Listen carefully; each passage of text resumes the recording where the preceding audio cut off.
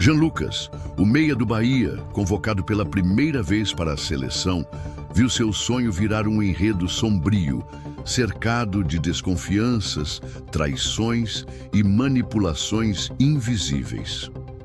A torcida comemorou sua convocação, vibrou com o orgulho de ver um jogador nordestino entre os grandes, mas em questão de dias, tudo se transformou em frustração. O corte do atleta do banco contra o Chile não soou como simples decisão técnica. Há indícios de que algo muito maior está escondido por trás desse episódio. E o que vamos revelar agora são 5 pontos explosivos que estão sendo sussurrados em bastidores, comentados em grupos de WhatsApp e debatidos em rodas de torcedores indignados. Primeira revelação.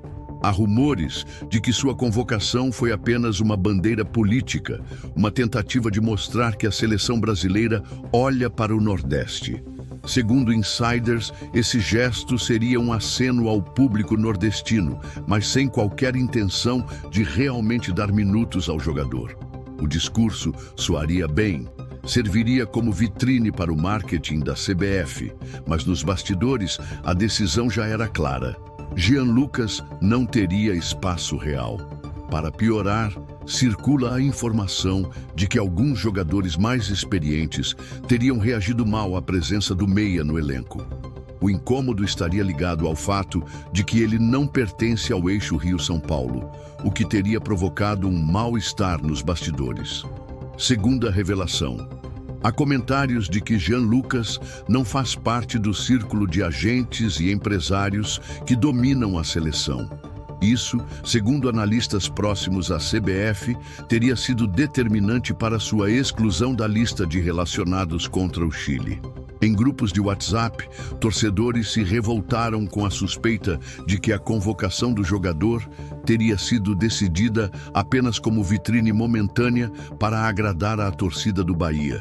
Uma fonte confidencial garantiu que já estava definido desde a convocação. O meia não teria chance real de jogar, sua presença seria apenas simbólica, uma peça decorativa em meio aos grandes nomes. Terceira revelação. Supostamente patrocinadores ligados ao Nordeste teriam pressionado por uma convocação de impacto. E Jean Lucas caiu como o nome perfeito para a narrativa. No entanto, após o marketing inicial, não houve esforço algum para dar minutos ao atleta.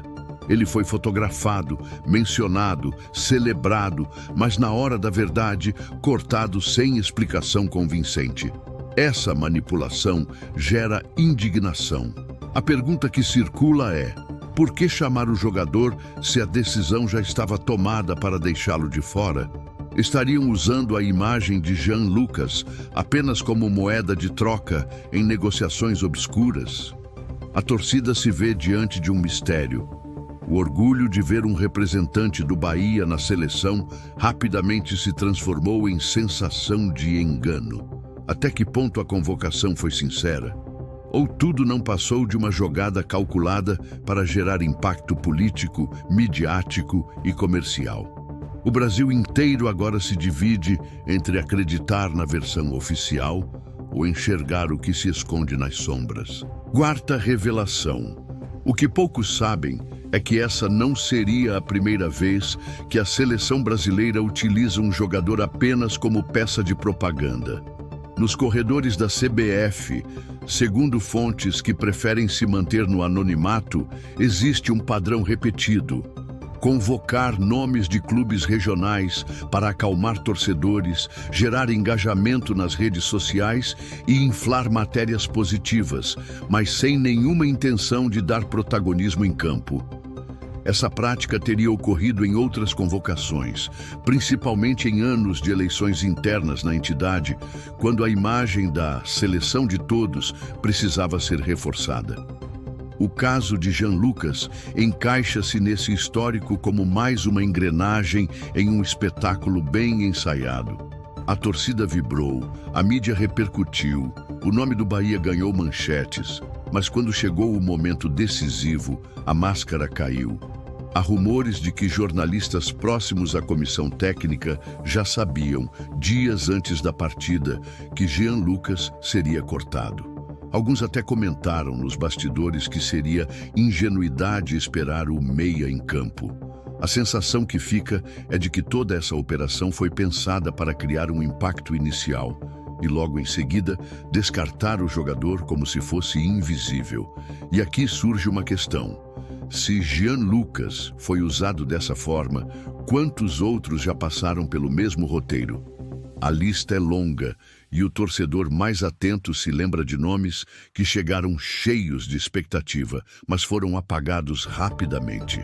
O ciclo parece se repetir sempre que a CBF precisa mostrar diversidade e proximidade com diferentes regiões do país. Jean Lucas, nesse cenário, não seria exceção, mas vítima de uma engrenagem que opera muito além das 4 linhas. Quinta revelação. Para os mais revoltados, esse episódio não pode ser tratado como coincidência ou mero acaso técnico.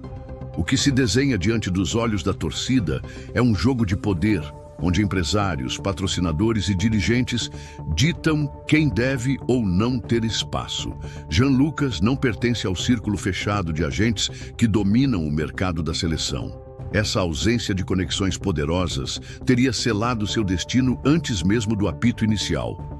O corte contra o Chile, sob o argumento de opção tática, soa como desculpa conveniente para encobrir uma manobra orquestrada. O meia foi celebrado publicamente, mas internamente já estava condenado ao papel de figurante. Torcedores mais atentos lembram que o Bahia vive um momento de maior visibilidade, com investimentos internacionais e crescente protagonismo no cenário nacional. Para muitos, justamente por esse motivo, a convocação de Jean Lucas teria servido como vitrine para reforçar narrativas políticas e comerciais. Mas quando chegou a hora de consolidar sua posição, interesses mais fortes prevaleceram. Empresários de jogadores concorrentes não aceitariam perder espaço. Patrocinadores não estariam dispostos a dividir holofotes. A mídia centralizada não teria interesse em ver o Nordeste como protagonista. Assim, Jean Lucas acabou sendo empurrado para fora, não por falta de talento, mas por excesso de bastidores. O ponto mais irônico de toda essa história é que a torcida acreditou. Famílias baianas se reuniram para assistir ao jogo, orgulhosas de ver seu representante na seleção. Crianças vestiram camisas, torcedores vibraram nas redes sociais e, por um instante, parecia que o futebol brasileiro havia dado um passo de inclusão real. Mas o corte, anunciado de forma seca, expôs a dura realidade. Não existe meritocracia, existe conveniência. Jean Lucas foi usado como símbolo, mas nunca tratado como prioridade. E agora a pergunta que ecoa nas arquibancadas, nos bares e nos grupos de WhatsApp é inevitável. A seleção brasileira ainda pertence ao povo ou foi sequestrada por empresários, políticos e patrocinadores? Agora é a sua vez, torcedor. O que você acha dessa história? Jean Lucas foi vítima de um acaso técnico ou de um sistema que manipula sonhos e destrói esperanças? Inscreva-se no canal, ative o sino e deixe o like. Queremos sua opinião sincera nos comentários, porque o debate não pode parar.